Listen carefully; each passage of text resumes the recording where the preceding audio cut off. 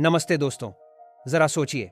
एक तरफ है दुनिया का सबसे पावरफुल मिलिट्री गैंग नेटो, जिसमें अमेरिका, यूके और फ्रांस जैसे 32 देश हैं, और दूसरी तरफ है एक अकेला शेर रशिया, जो दुनिया का सबसे बड़ा देश है और जिसकी फौजी ताकत ने दुनिया का नक्शा कई बार बदला है।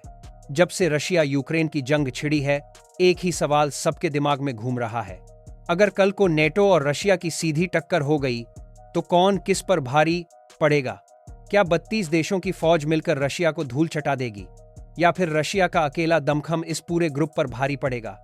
आज इस वीडियो में हम इसी व्हाट इफ की चीर फाड़ करेंगे। हम दोनों की फौजी ताकत, पैसा, टेक्नोलॉजी और हर उस चीज की तुलना करेंगे जो जंग का पासा पलट सकती है। तो कुर्सी की पेटी बांध लीजिए, क्योंकि आज हम पता लगाने वाले हैं कि इस पावर प्ले का असली बॉस कौन है। तो चलिए एकदम बेसिक से समझते हैं। इसका पूरा नाम है नॉर्थ अटलांटिक ट्रीटी ऑर्गेनाइजेशन। इसे 1949 में बनाया गया था। तब इसका सीधा सीधा मकसद था सोवियत यूनियन, यानी आज के रशिया, की बढ़ती ताकत को रोकना। नेटो एक फौजी गठबंधन है जिसका सबसे खतरनाक रूल है आर्टिकल 5। यह आर्टिकल कहता है कि अगर नेटो के किसी एक मेंबर देश पर हमला होता है तो उसे सभी मेंबर देशों पर हमला माना जाएगा और सभी मिलकर उसका जवाब देंगे। यह one for all for one वाली पॉलिसी ही नेटो को एक फॉर्मल मिलिट्री अलायंस बनाती है। किसके पास हैं ज्यादा सैनिक? अब आते हैं सीधे मुद्दे पर। जब जंग होती है तो मैदान में खड़ी फौज ही काम आती है। अगर हम एक्टिव सैनिकों की बात करें तो नेटो के 32 देशों के पास मिलाकर लगभग 35 लाख ट्रेंड एक्टिव सैनिक हैं। यह बहुत बड़ा नंबर है। इनके अलावा 30 लाख से ज्यादा रिजर्व सैनिक भी हैं, जिन्हें लड़ाई के टाइम पर बुलाया जा सकता है।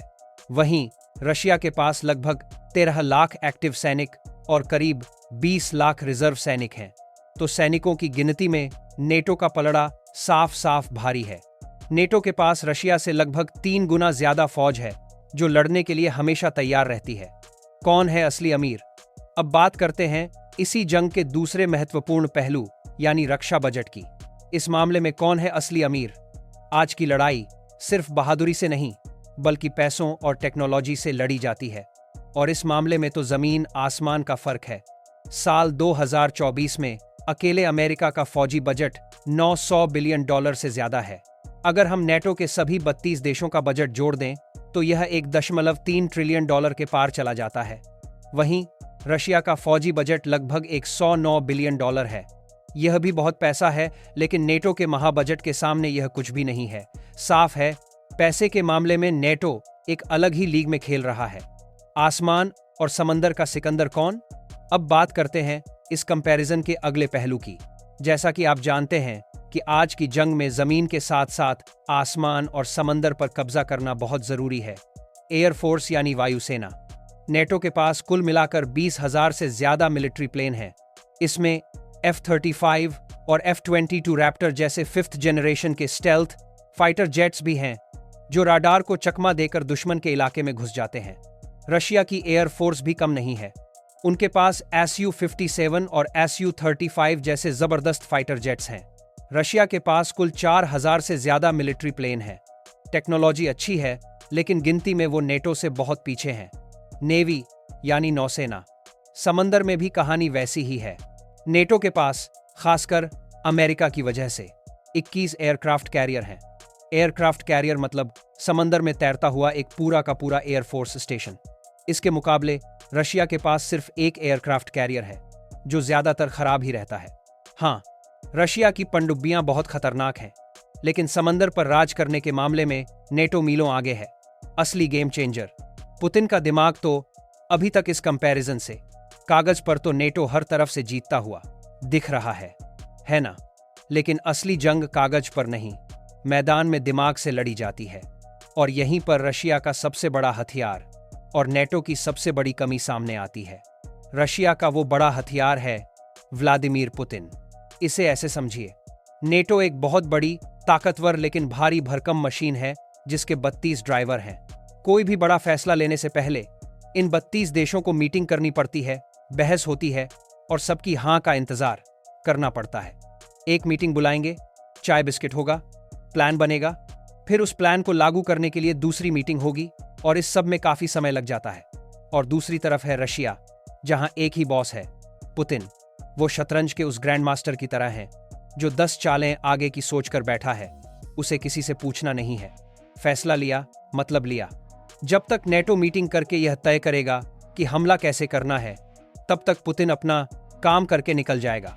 पुतिन इसी एक चीज का इंतजार करते हैं कि नेटो अपनी प्लानिंग या मीटिंग की देरी में कोई एक छोटी सी गलती कर दे, और नेटो की एक छोटी सी चूक रशिया के लिए गेम जीतने वाला मौका बन सकती है।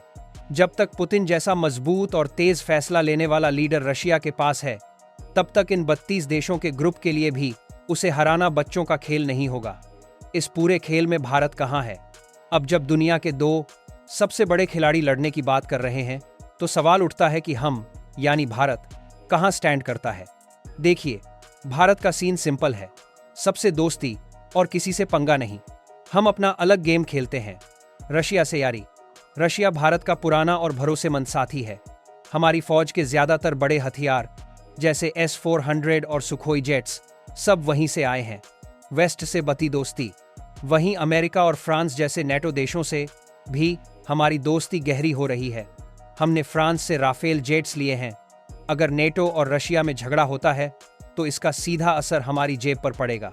पेट्रोल डीजल के दाम आसमान छूने लगेंगे और मोबाइल से लेकर गाड़ियों तक हर चीज महंगी हो जाएगी। इसीलिए भारत हमेशा कहता है कि भाई लड़ाई छोड़ो और टेबल पर बैठकर बात करो। आखिरी ब्रह्मास्त्र, न्यूक्लियर हथियार। अब आती है वो चीज जो सारा हिसाब किताब बराबर कर देती है, न्यूक्लियर बम। यह वो अल्टीमेट ट्रम्प कार्ड है जिसके आगे पैसा और फौज की गिनती सब बेकार हो जाती है। रशिया के पास दुनिया में सबसे ज्यादा लगभग 5,900 न्यूक्लियर बम है। वहीं नेटो के 3 देशों अमेरिका, यूके और फ्रांस के पास मिलाकर लगभग 5,400 न्यूक्लियर बम हैं। इसे मैड यानी म्यूचुअली एश्योर्ड डिस्ट्रक्शन कहते हैं, जिसका सीधा साधा मतलब है हम तो डूबेंगे सनम, तुमको भी ले डूबेंगे। इसका अर्थ है कि अगर किसी एक पक्ष ने भी परमाणु हमले का बटन दबाया तो दूसरा पक्ष भी पहले वाले को पूरी तरह से मिटा देगा।